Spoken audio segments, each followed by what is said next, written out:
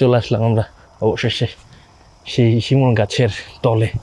এর থেকে সুন্দর শেরপুরের নকলা ওই যে এইটা আছে, তবে এটা ফাঁকা জায়গায়, এবং যখন শিমুল ফুল ফুটবে তখন হয়তো বা আরও দারুণ লাগবে আমার কাছে।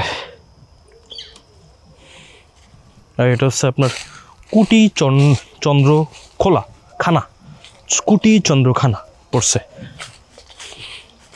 তো শেষ বিকেলে এইরকম একটা পরিবেশের সাথে এরকম একটা জায়গা, মানে ভাই বিশালতা। আমি কই আছি, পোস্টার সৃষ্টির কাছে যদি আপনি যান তখনই আপনি ফিল করতে পারবেন আপনি কতটা নগণ্য। দেখেন ভাই আমি কই আছি ভাই, এত বড় একটা গাছ না বেড়ে পাইতেছি।